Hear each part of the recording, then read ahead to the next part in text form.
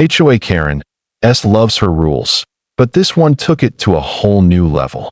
When I decided to break free and leave the HOA, she couldn't stand the thought of losing her grip. So she did what she thought would end me once and for all. She called the cops. What she didn't know was that the call would backfire in the most humiliating way possible. Because the moment the police arrived, my own son was standing there, badge in hand.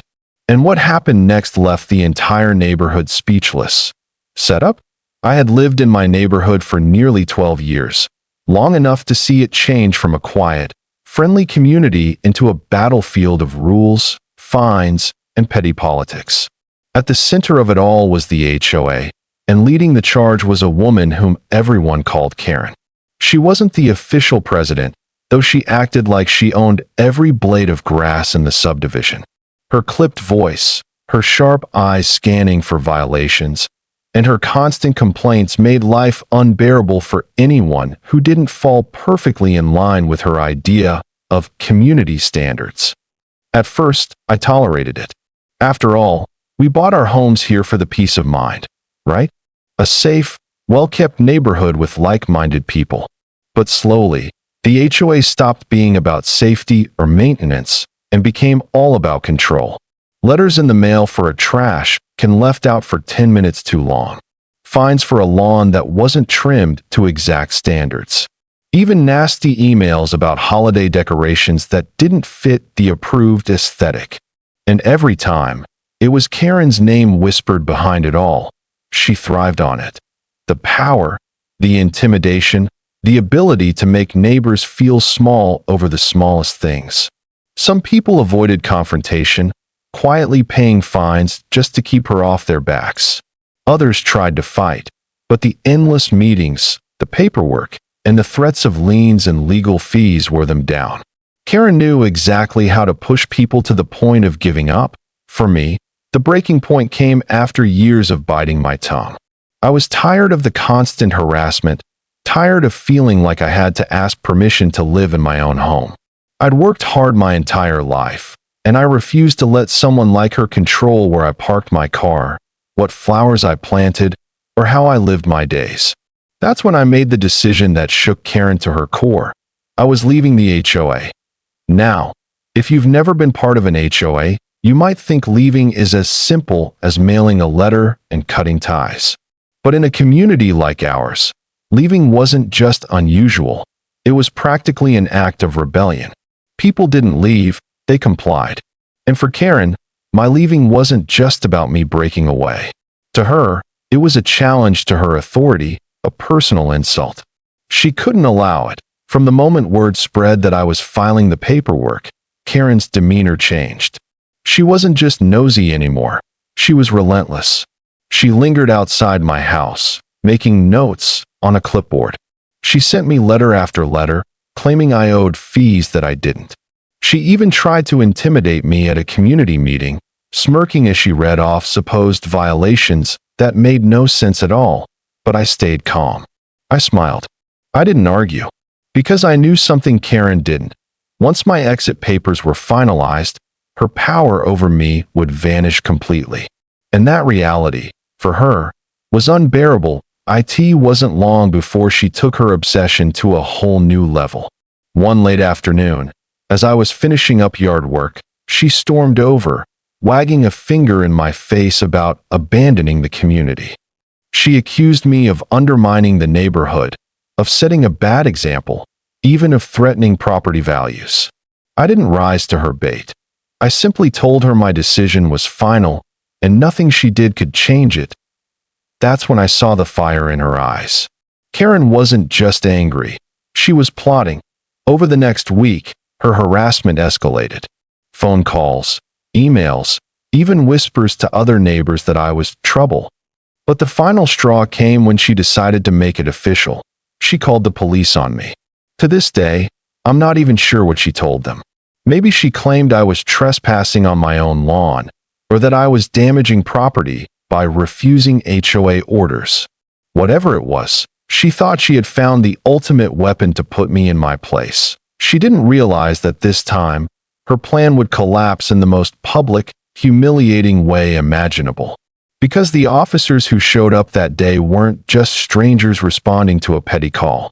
Among them was someone who had been watching Karen's antics for years. Someone with the authority to do what the rest of us had only dreamed of. Someone who just happened to be my son. And Karen was about to discover that the rules she loved to throw at everyone else didn't apply when real law enforcement got involved.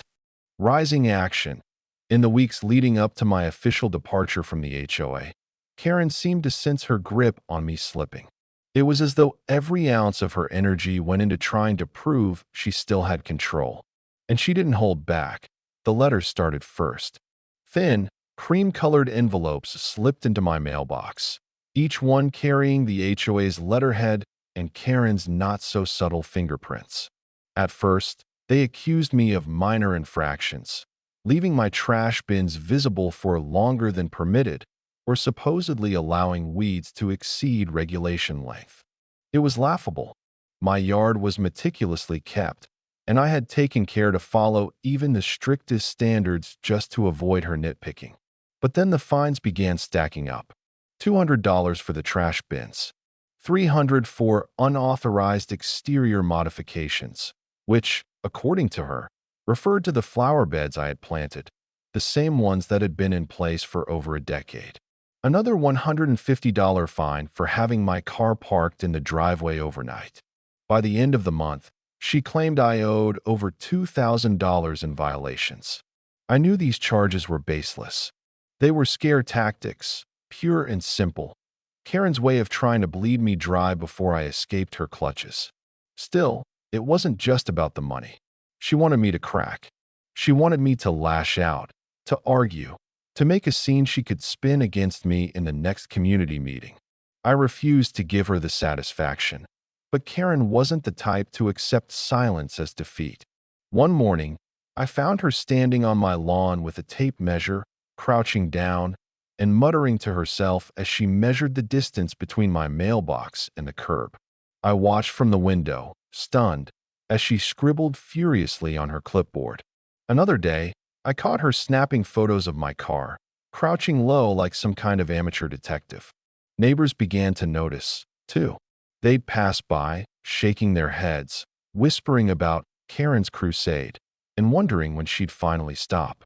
The truth was, she wouldn't stop. Not until she thought she had destroyed me.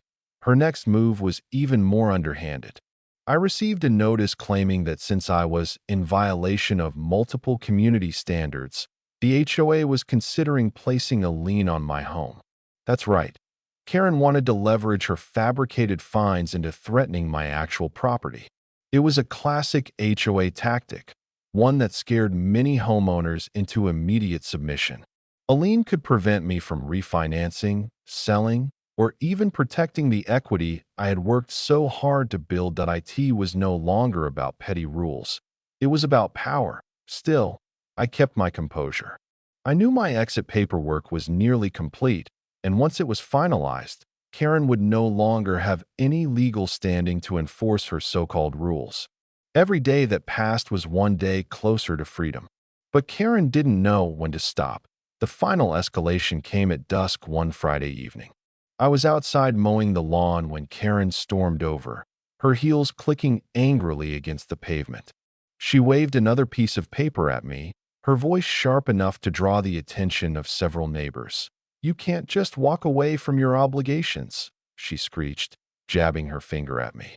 "This is our community, and people like you drag it down. If you think you're getting out of this HOA without consequences, you're dead wrong." I didn't argue. I simply turned off the mower, wiped the sweat from my forehead, and told her calmly, "Karen, my paperwork is done. You have no more control here." That's when I saw it. The flicker of rage in her eyes, the twitch in her jaw. She wasn't just angry, she was unraveling. To her, I wasn't just a homeowner leaving the HOA. I was a threat to her authority, a public example that her reign of intimidation could be broken. And then came the move that would expose her completely. The very next morning, as I sat on my porch drinking coffee, 2 police cars rolled slowly into the neighborhood. Their lights weren't flashing, but the sight alone was enough to draw curtains back and get neighbors peeking out their windows. Karen stood proudly at the curb, waving them down with exaggerated gestures. She looked like someone who thought she had just won. I didn't know what story she had spun, but it was clear she had filed some kind of complaint. Maybe she told them I was refusing to comply with HOA mandates. Maybe she accused me of trespassing or vandalism, something ridiculous enough to get officers involved, but vague enough that it might stick if I didn't defend myself. The officer stepped out, and Karen immediately launched into her tirade, pointing at me with wild gestures, her voice carrying across the street. She wanted the whole neighborhood to see this. She wanted me humiliated, standing on my own porch while police marched up to reprimand me like a criminal. What Karen didn't realize, what she couldn't have known, was that this moment would backfire more spectacularly than any of her petty fines, threats, or intimidation. Because standing among the responding officers was someone she had seen countless times before but never paid attention to. Someone who, unlike the rest of the neighborhood, wasn't powerless against her game's my son. Badge gleaming, uniform crisp, authority undeniable. Karen had no idea that the very person she had called to destroy me would be the one to turn the tables in front of everyone. Climax. The officers stepped out of their cruisers, and the entire neighborhood seemed to hold its breath. Curtains fluttered open, doors cracked just enough for neighbors to peek out. This was the kind of spectacle Karen lived for: an audience, a stage, and the illusion of power. She marched right up to them, clipboard in hand like it was some kind of weapon. Her voice carried, shrill and commanding. "There he is," she barked, pointing straight at me. "That man is a danger to this community. He refuses to comply with HOA mandates. He's damaged property, and he's threatening the safety of our neighborhood. I want him removed immediately." The officers exchanged quick glances, and one of them began to approach me. Karen followed right behind, smirking like she'd already won. But then, everything shifted, because the officer who stepped forward wasn't just anyone. It was my son. That he walked up, his badge gleaming in the afternoon sun, his face a mask of calm authority. Karen didn't recognize him right away. She was too focused on the performance, too wrapped up in her own fury. "Ma'am," he said firmly, holding out a hand to stop her from advancing further onto my property. "I'll take it from here." Karen straightened, clearly pleased with herself. "Good. Finally, someone who will do their job. You need to arrest him, officer. He's breaking community laws, and he's been openly defiant for weeks. This kind of behavior cannot be tolerated." My son tilted his head, just slightly, and studied her with the kind of controlled patience only a seasoned officer could muster. "Community laws?" he repeated. "Do you mean HOA rules?" Karen bristled. "Yes, the HOA is the law here. He doesn't have the right to just walk away from it. He owes thousands in fines. He's violating property codes. That's enough." The firmness in my son's voice sliced through the air. Karen stopped mid-sentence, blinking in confusion. The neighbors leaning on fences and watching from porches leaned forward, sensing something was about to break. "Let me make something very clear," my son said. His voice wasn't raised, but it carried with absolute authority. "The HOA is not the law. You can't call the police to enforce your personal vendettas, and you certainly can't fabricate charges to intimidate homeowners." Karen's smirk faltered. Her lips twitched, her face flushing red. I'm not fabricating anything. This man is a menace, and I'm demanding you arrest him." My son squared his shoulders. "The only menace I see right now is you, ma'am. Filing false reports, harassing your neighbor, trespassing on private property, and attempting to misuse law enforcement resources. Those are real offenses. And unlike your HOA violations, they fall under my jurisdiction." A ripple of murmurs spread through the crowd. Karen's eyes widened. For the first time, she looked uncertain. You can't talk to me like that," she stammered. "I'm on the board. I have authority here." "No, ma'am," my son said evenly. "What you have is a clipboard and a history of harassment. And that ends today. Then came the moment nobody in the neighborhood would ever forget. With practiced precision, my son reached for his handcuffs. The metallic click echoed like a thunderclap. Karen gasped, stumbling backward, her bravado crumbling in an instant. "You can't arrest me," she shrieked, voice rising in panic. "I'm the victim here. I was just protecting the community." My son didn't flinch. "You're under arrest for filing a false police report, harassment, and trespassing. You have the right to remain silent." The crowd erupted. Neighbors who had suffered under Karen's reign of pettiness for years whispered in disbelief, some even cheering quietly as they watched her arms pulled behind her back. The sight of her, the self-appointed enforcer of every ridiculous rule, now being marched toward a police cruiser in handcuffs, was surreal. Karen thrashed, protesting wildly, her voice cracking with desperation. "This is a mistake. You don't know who you're dealing with. I'll sue. But her threats rang hollow. The more she shouted, the more obvious her downfall became. For once, she wasn't in control. For once, her power didn't matter. And as the door of the cruiser slammed shut behind her, an eerie silence settled over the street. Neighbors exchanged glances, wide-eyed, some even smiling with a mix of relief and satisfaction. Karen, the self-proclaimed queen of the HOA, had finally been dethroned, and in the most humiliating way possible that I stood there, watching as the car pulled away, feeling a weight lift off my shoulders. Years of frustration, intimidation, and petty power plays had ended in a single moment. But as I exhaled, I also knew this wasn't the end of the story. Karen's arrest wasn't just about me. It was about every neighbor she had tormented, every family she had made feel powerless. The resolution that would follow would ripple through the entire community, changing it forever. And I couldn't help but wonder, now that Karen's mask had finally slipped, what would become of the HOA she had ruled for so long? The neighborhood seemed almost surreal in the days following Karen's arrest. The street that had once buzzed with tension and whispered complaints now carried a quiet, almost liberated energy. For years, neighbors had walked on eggshells, afraid of petty fines, passive-aggressive notes, and public shaming. Karen's reign of intimidation had left scars, but her absence brought something new: relief. People who had avoided speaking up for fear of retaliation now exchanged smiles in the driveways, greeted each other warmly, and shared small victories that felt long overdue. Families finally felt safe decorating their homes without fear of arbitrary letters from the HOA. Lawns could be mowed on their own schedules, trash bins could stay out just a few minutes longer than approved, and colorful decorations could brighten the streets without someone wagging a finger in judgment. For me personally, the weeks after the confrontation were a mixture of reflection and cautious celebration. I had left the HOA, regained control over my life, and watched as justice played out in the most unexpected way. The incident wasn't just a victory for me. It was a lesson for everyone in the neighborhood, a clear message that abuse of power would eventually be exposed and corrected. The HOA itself faced significant consequences.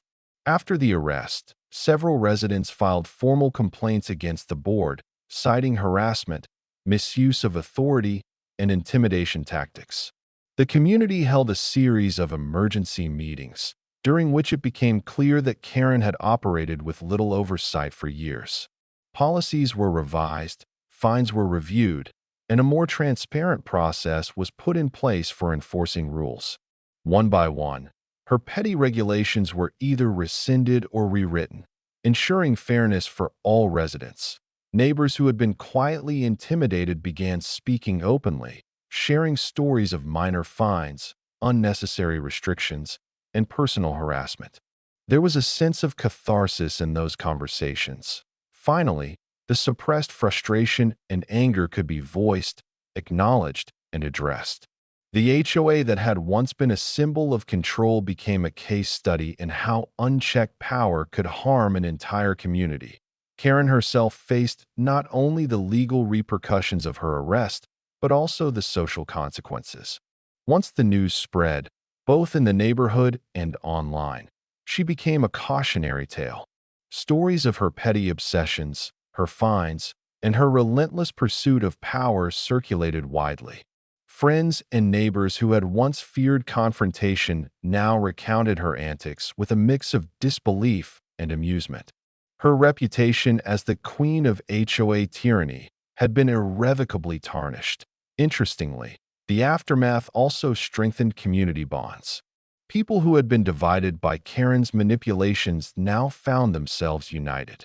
Block parties, small gatherings, and informal meetups became more common as neighbors realized that the street could feel safe and welcoming without a self-appointed enforcer dictating every detail. Shared experiences of frustration, embarrassment, and eventual triumph created a new sense of solidarity. Even more unexpected was the impact on future leadership within the HOA. The board, shaken by Karen's arrest, began to prioritize transparency, fairness, and accountability. New policies required majority votes for fines, prohibited personal vendettas, and established clear guidelines for communication between board members and residents. Training sessions were implemented to educate officers and board members about the limits of their authority and the importance of respecting homeowners' rights. Slowly but surely, the HOA transformed from a source of fear into a structured, fair organization that genuinely served its residents. For me, there was an undeniable personal takeaway. The confrontation with Karen and the resolution that followed reinforced the importance of standing firm against unjust authority. It reminded me that fear is often a tool wielded by those who seek control, and that courage, even when subtle or quiet, can have profound consequences. My decision to leave the HOA, to refuse to be intimidated, and to trust that justice could prevail ultimately led to a shift not just in my life, but in the entire neighborhood. The incident also highlighted a crucial aspect of human nature: accountability matters. Karen had assumed that power could insulate her from consequences. She believed that threats, fines, and intimidation were sufficient to maintain control. But the law, and more importantly, common sense and decency, ultimately overruled her tyranny. The moment she faced real authority, the badge in my son's hand, the illusion of control shattered. It was a stark reminder that no amount of self-appointed power can stand against justice when it's wielded correctly. Neighbors, too, learned lessons that went beyond the immediate conflict. Children who had grown up witnessing Karen's pettiness now understood the difference between rules that protect and rules that oppress. Adults saw firsthand the dangers of unchecked authority and the importance of community oversight, dialogue, and accountability.